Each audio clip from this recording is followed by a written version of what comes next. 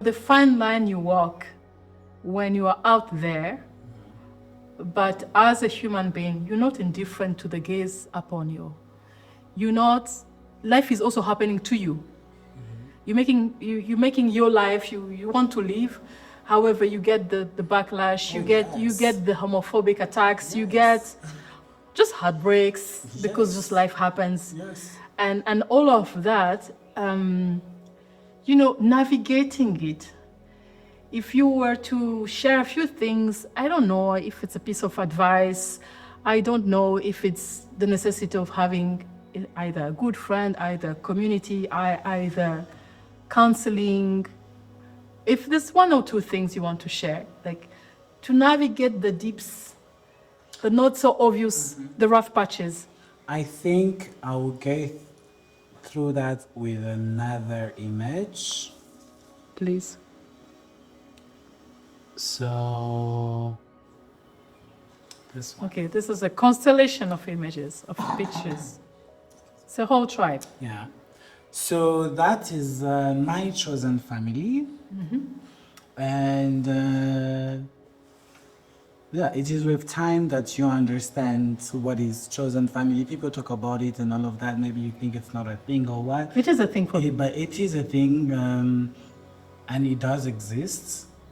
So replying to your question, like my chosen family, I would say, first of all, I'm born into a family that is not very conservative and traditional and all of that. So I didn't really have a lot of challenges with my family when it comes to my queerness and all that. But then, just because of fear and Africa and norms and knowing that this is a sin, this is not possible, this is whatever, it takes time for you to accept that it is who you are.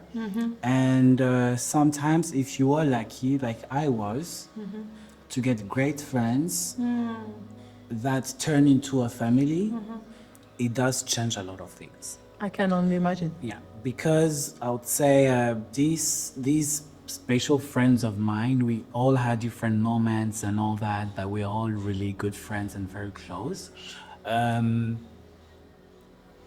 We all met at different moments in life, but then we were all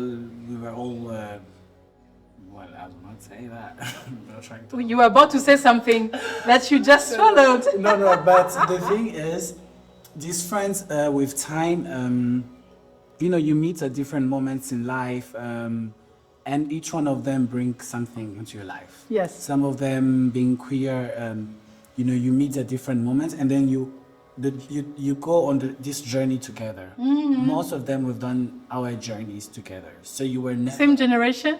More or less? Not really. I would say we're all millennials, so no Gen Z in there.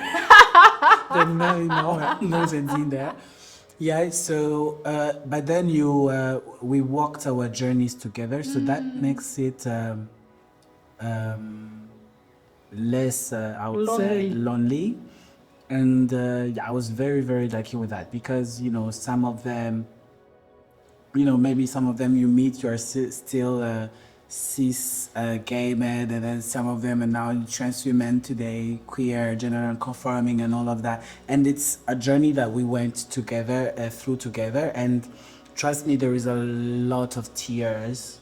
There is a lot of joy as well. There is a lot of memories created. And I think it really keeps you going because in the moment where you don't have the strength to talk to your family yet, or you feel like you're not accepted yet to your family and all that, these are the people you run to, for everything. They are as human beings, your safe place. Your safe place. Like, trust me, like today, I'm starting to long phone calls and all that, but I call them my girls. Like, I'll sit with my girls, I'll talk with them for like 3 hours and all that, given that now today, we are all in different parts of the world. I would say in that picture, I'm probably the only one in Rwanda right now. But, still make plans, still meet almost every year. And then even miles away, you know, you are talking, and it's like you're talking about each and everything, like every success, every plan, Like everything girls that is- do. exactly. And Maybe only girls do. yeah, but I would say in our case, it's more than even saying the girls or the gender or anything. Of course. So it's really your safe space. You know, it's really your safe space, and it's your chosen. They end up being your chosen family because at some point they're no longer your friend. Like I don't course. call them best friends and whatever. No.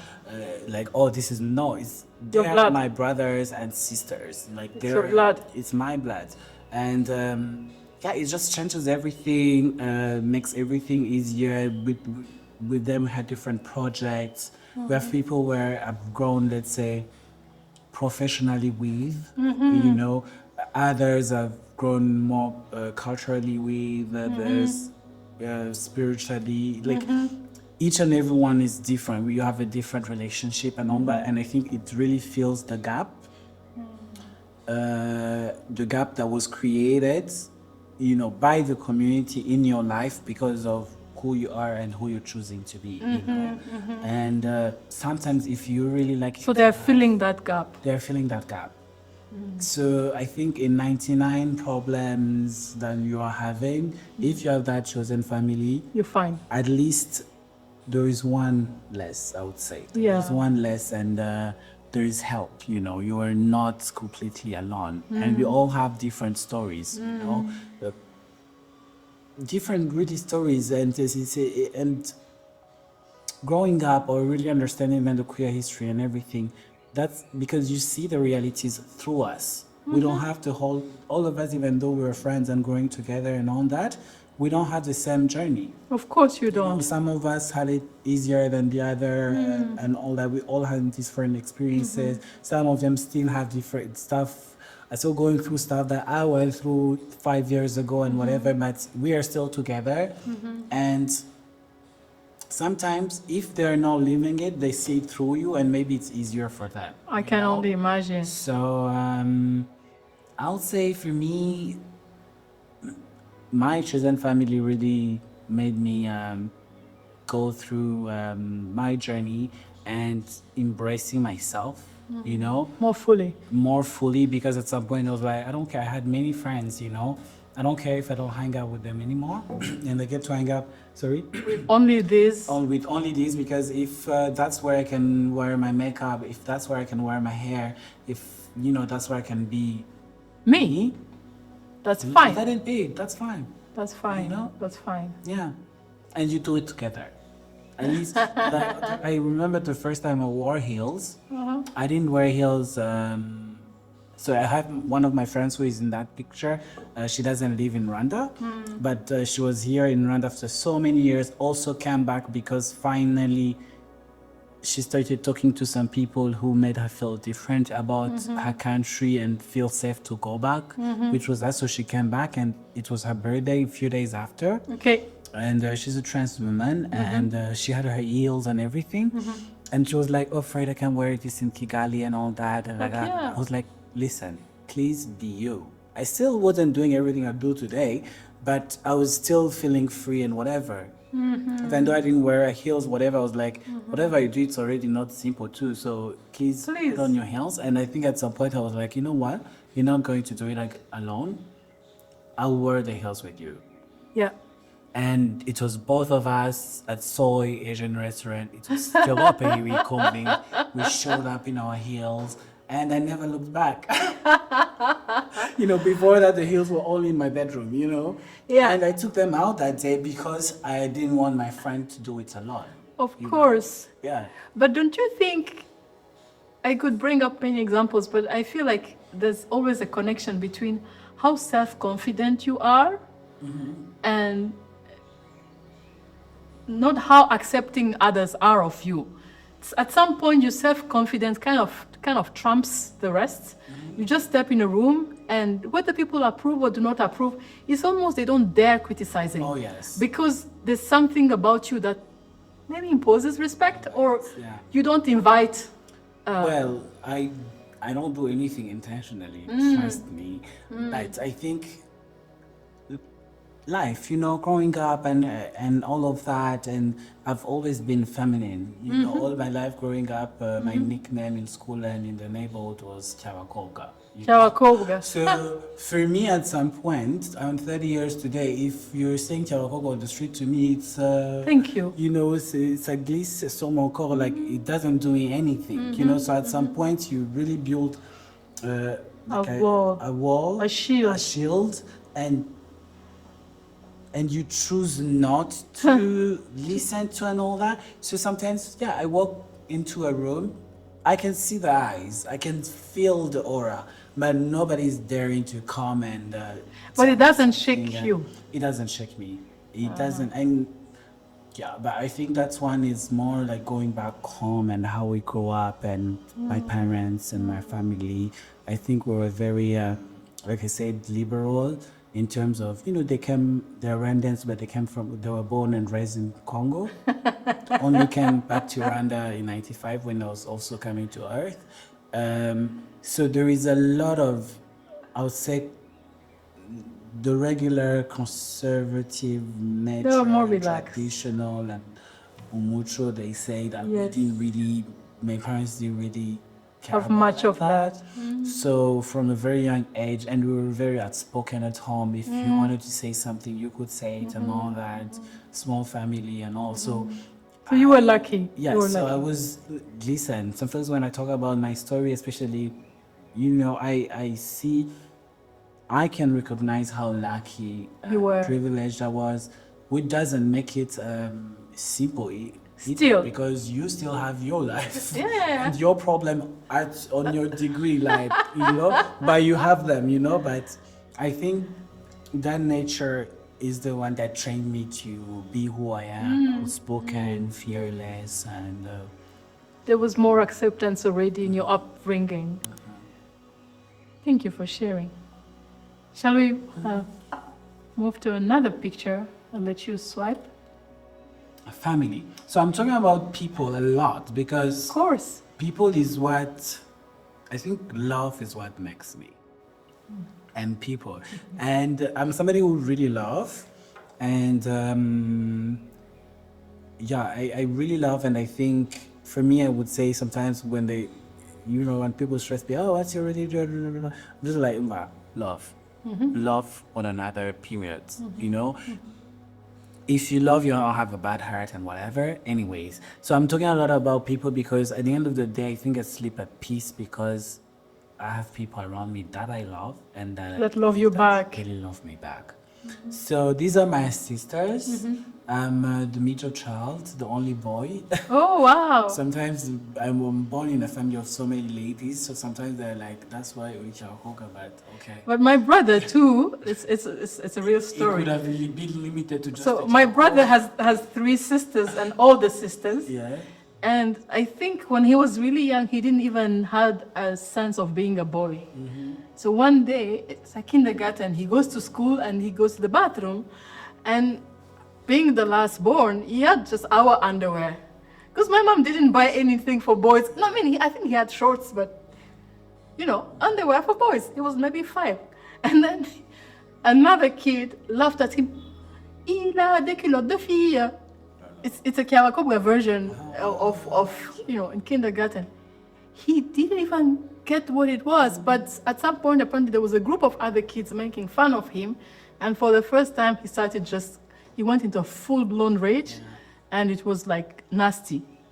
Yeah. So the mistress, when my mom came to pick him up, she had to say what happened, and then my mom was like, "What's the problem?" But, madam, your kid, he's a boy. Yes, and so what? Yeah. Why do I need to buy new underwear because he's just 4 and 5 or 5 and so his sense of this identity of a boy or the masculinity that you take on quite early in life, he didn't have it. And I think that's made him a good man. Yeah. A good man. That reminds me of the story when I came out to my father. You did come out Yeah, as a formally coming out? Was it a conversation? Yeah, it was a conversation All right. after, a lot of pressure because At it which was, age?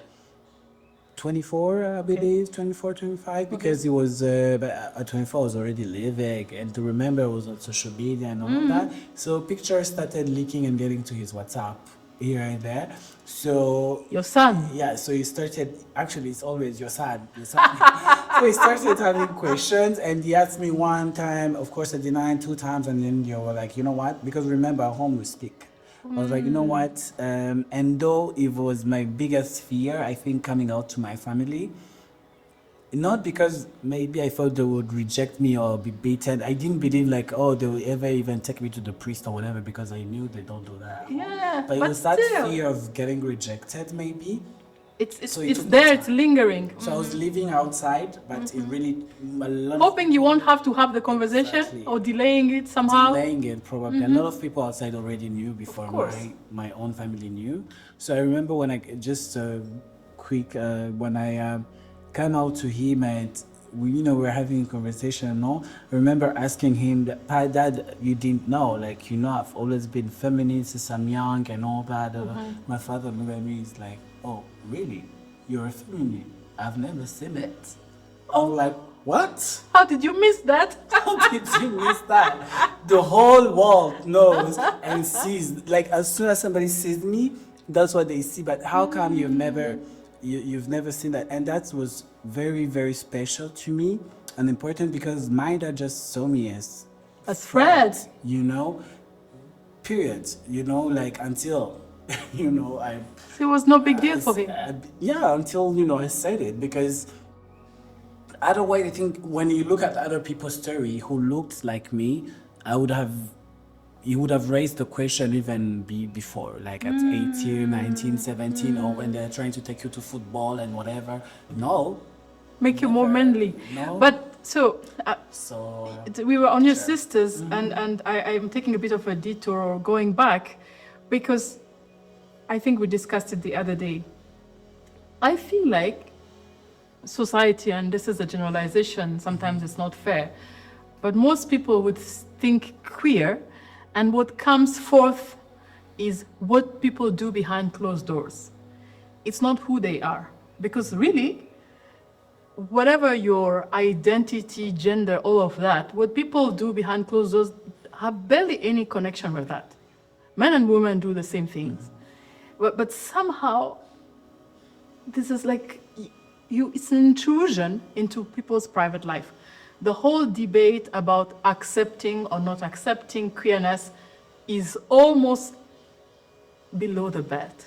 And I feel so uncomfortable, because like, how is it any of my business? How is it any of your business? Exactly. And I think as a parent, it's just terrible, because you see your child.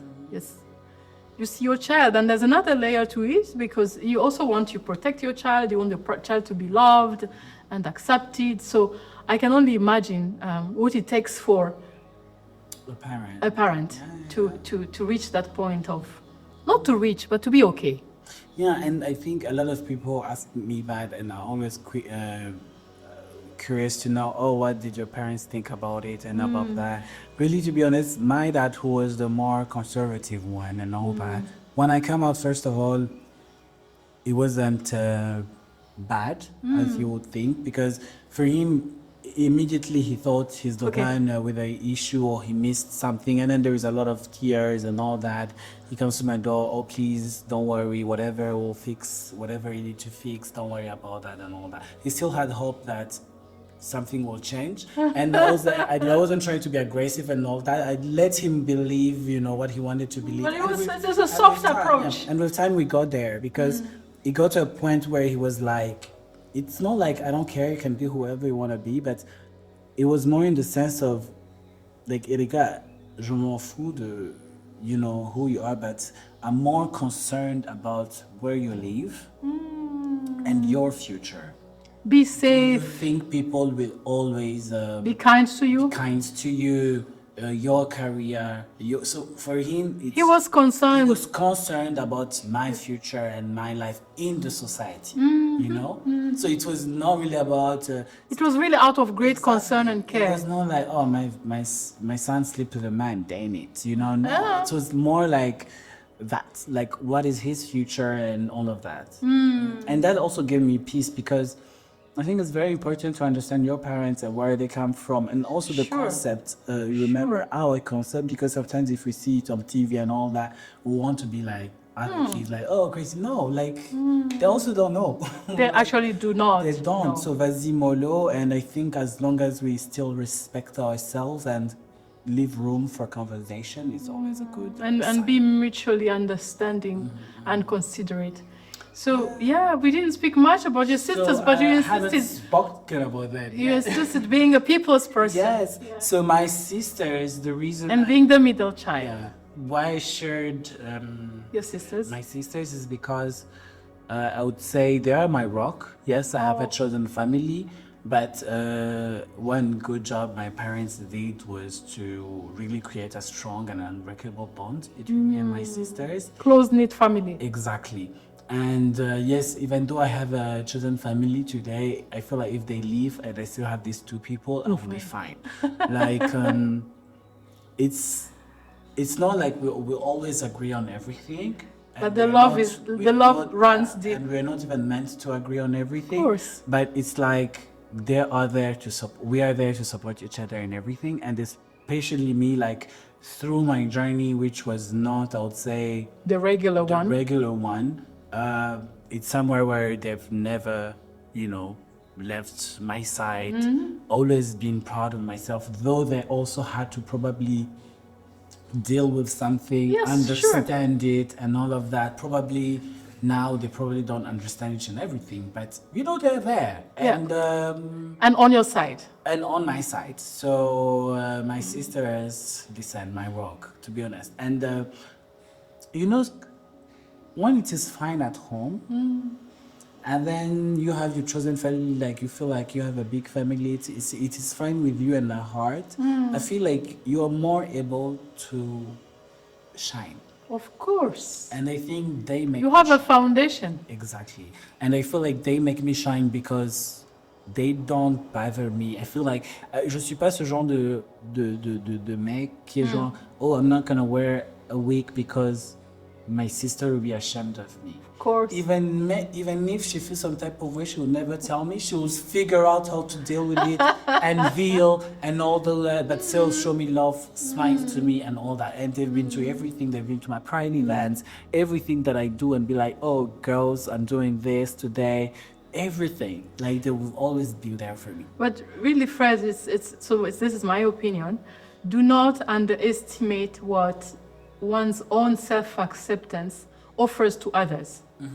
There are women, I don't know if they are queer or not, it's not even the point here, but we all are vast in our humanness. And hanging out, being close to a person who is the closest form of self-accepting human being kind of makes you breathe better. So I think you would be. I would not be surprised. I would not be surprised that your sisters also feel freer by having a brother like you, to be who they are and who they want to be in their own whatever style and lifestyle and all of that. So do not underestimate that. I spoke about the safety aspect of having queer friends as a woman, but it's also the freedom. Just the freedom to be. I really never thought about it. It makes so much sense. I think the queer people with the big figures in art or in fashion, I mean, think of a world, like Western fashion without Versace. Not everybody would wear Versace, but it's good to know that such people exist. And if you're in their orbit, you also shine by virtue of being close to them. And that's just a bracket, but le monde est très hypocrite. Bien sûr. Because if you look at the things queer people do, and the number of queer people have in their lives, just as simple as makeup artists, hairdressers. Remove them, life is impossible to do. I wouldn't live in that world. And then people are judging them, but you're like, why? There is this person you can't do without life, but then you're still talking ill about this person, this kind of people. Like, it makes no sense. It doesn't make any sense. It doesn't make any sense, but then... Yeah. Do you have another picture? We do. I don't. Yes, we do. I think you had 4 pictures. Oh no, we browsed through Maybe. 4. Yeah. Oh yes, a sunset, or yes, it's a sunset Sunset in Dakar. In Dakar. Mm-hmm. So I traveled Why Dakar? a little bit, but why Dakar? Because Dakar was very special. It was in 2023, in November 2023. I traveled to Dakar for a conference, and Which? It was a feminine conference, and first of its kind happening, Université d'été féministe, je pense. Oh, a feminist conference. It was a feminist conference, the first of its kind happening in Dakar. And I was invited there, and I went there As a speaker or as no, as a participant attending and all that. They still had a lot of areas for queer people and all that, so that's why I went. And in Dakar, just first forward, I was supposed to stay there for probably 2 weeks. You know, the kind of conference you have, like maybe 1 week conference, but you decide to extend it and discover Dakar. The other week for discovering and all, and écoute, Dakar quand même. If you go there, you want to discover and all of that. So, but my experience changed, you know? It changed to the extent that I didn't want to go back ever there, but now I want to go back because I healed. So what happened? Dakar, knowing Dakar, I mean, you know, it's very conservative and Islam center and all of that. It's already very difficult for women itself, so you can even imagine for queer people.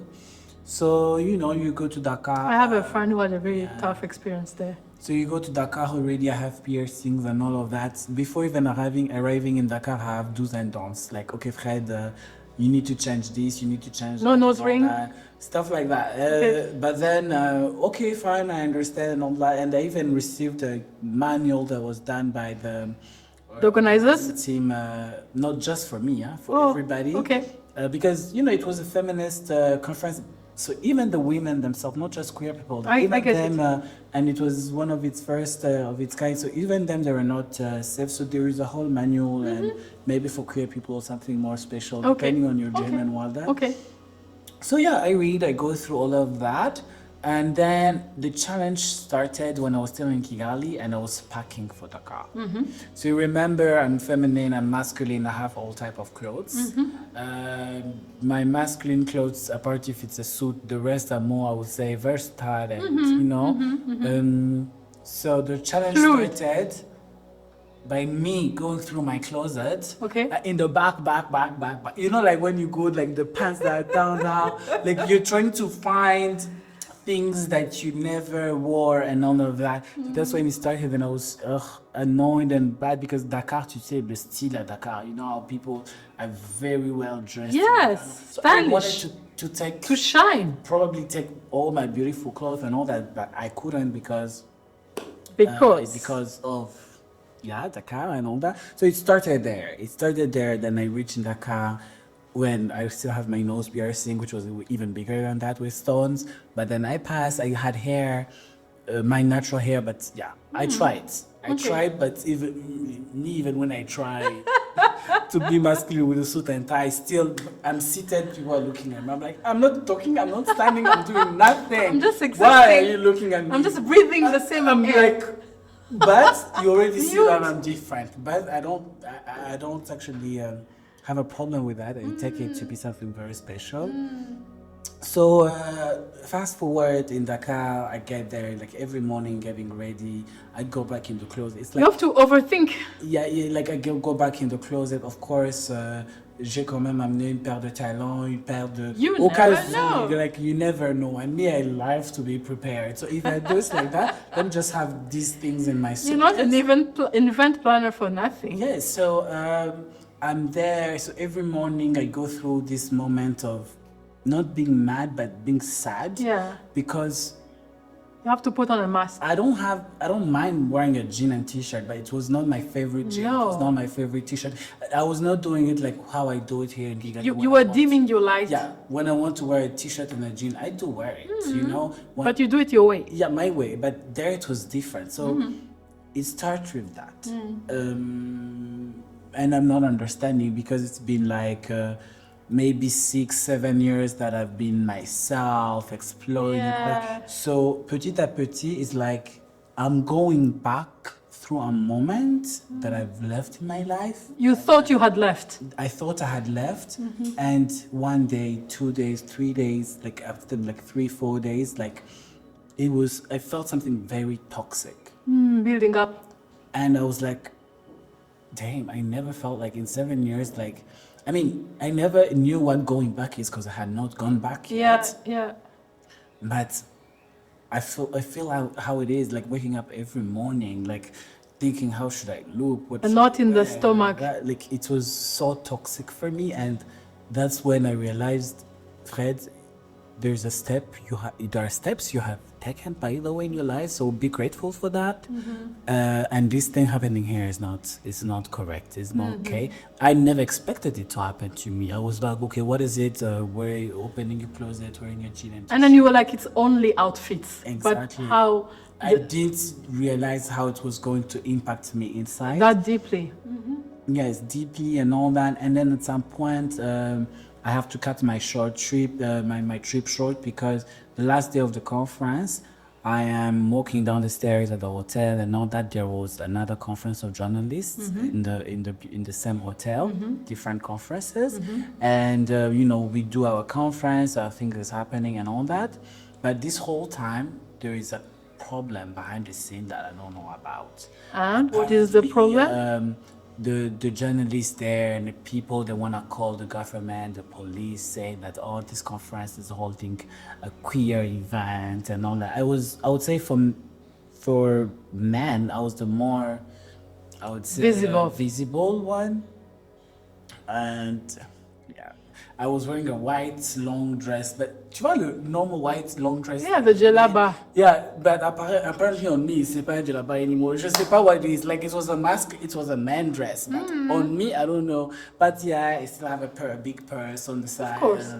The hair.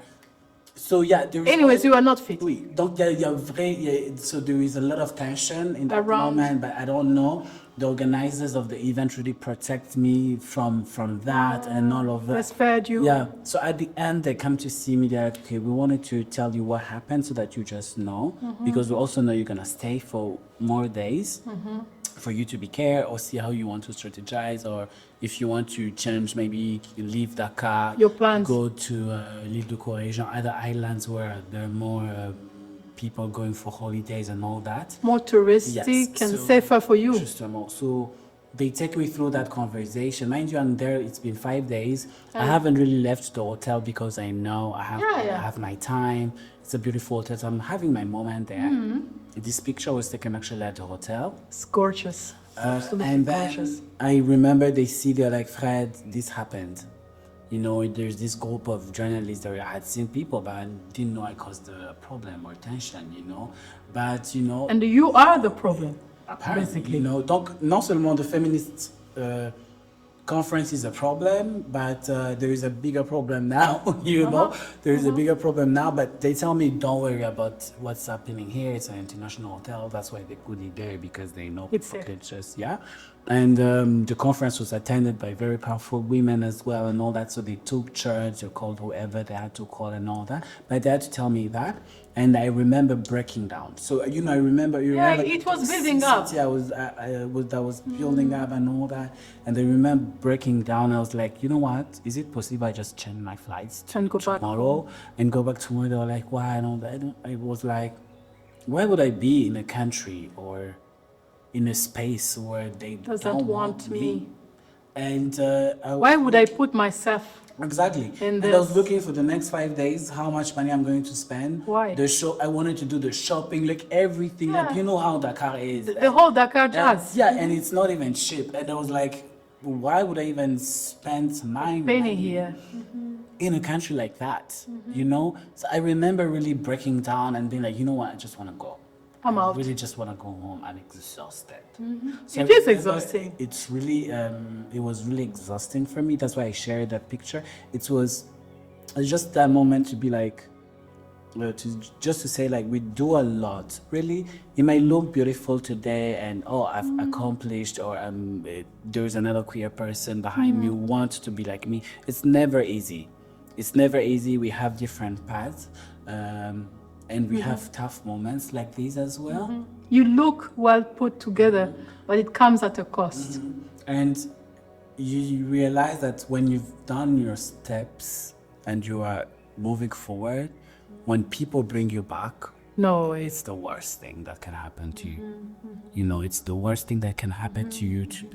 And it happens. it does. Yeah, it does happen sometime. And when I see some of my friends who are queer and all of that, and all of the sudden they're like, we are getting married, or Christianity, or all of that, of course I just have to accept, because it's not my life, and there's Yes, of course it's theirs. But I can't stop imagining the pain that is going to happen when you're deep down in your bedroom, On your all own. alone, on your own, you know. Because ultimately, we at some point we are with ourselves. Yeah, so that picture, that moment just in Senegal just made me realize, like, Fred, you are who you are, and you need to go where you are celebrated. You know, things that need to happen your way. Actually, live your life and be who you want to be. Thank you for sharing this. Of course, in no way I can put myself in your skin. However, I want as many people as possible to soften the edges, to soften the whatever. We all have misconceptions, and we all shaped by our upbringing and social context. But it is my wish that we live in a more tolerant world, and that our country that has suffered so much of division, we don't break the family ties. We loosen our edges so that we can, not only celebrate diversity, but it enriches us. As I said, really for me, queer people have the most impact, not only in the community, their community, I'm putting brackets here, but in the world around you. Yeah. They allow people to be who they are in their fullness. And this is something I don't think they receive enough credit for it. And they're accepted or tolerated if they bring all their beauty and all their talent and everything on the table without really talking about their personal lives. And you can't separate it. Bring everything you are and everything that makes you, but please spare us.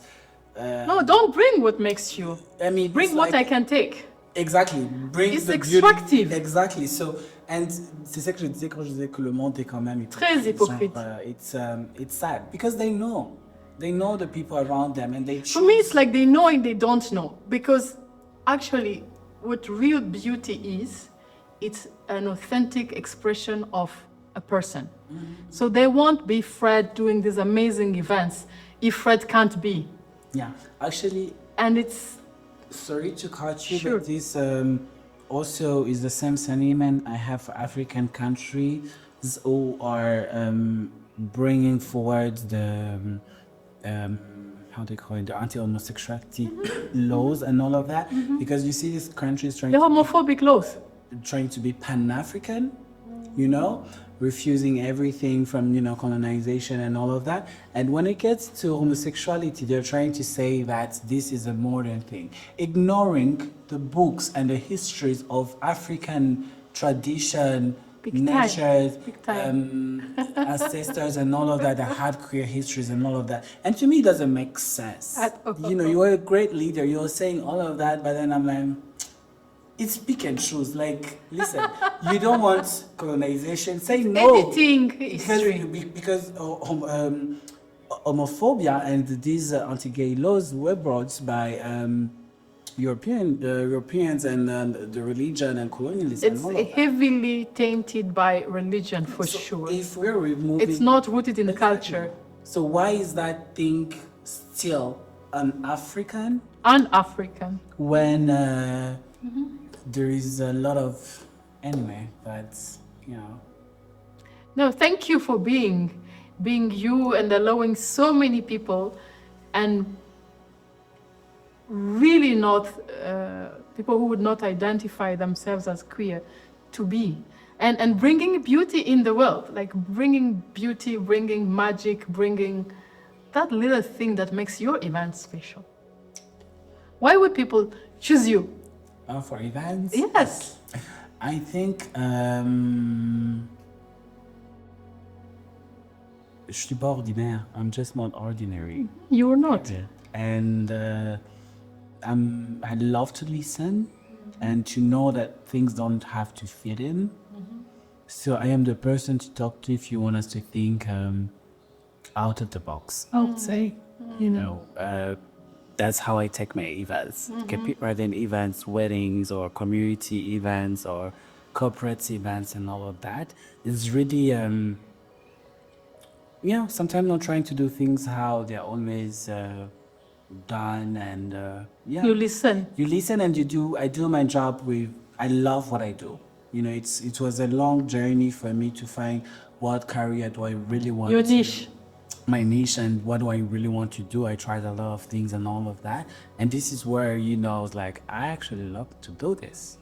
Because you can have your say, people trust you, you see people happy after. And then it's one of the jobs where I can see them looking at me in the back like, oh, he's queer, but they don't. Just like a fashion designer or hairdresser, they're like, maybe that's what will make my event better. You know, I know that's not what makes your event better, you know? But yeah, we are special like that. What can I say? Yeah, you're Fred. You're Fred. Yeah. It's lovely. It's so lovely. I'm so happy we get to have this conversation. And again, I will say it to, if in any way we allow people to soften a bit and to open their minds and hearts, because in the end, really, it's the heart, to the eventuality that the world doesn't need to be a certain way.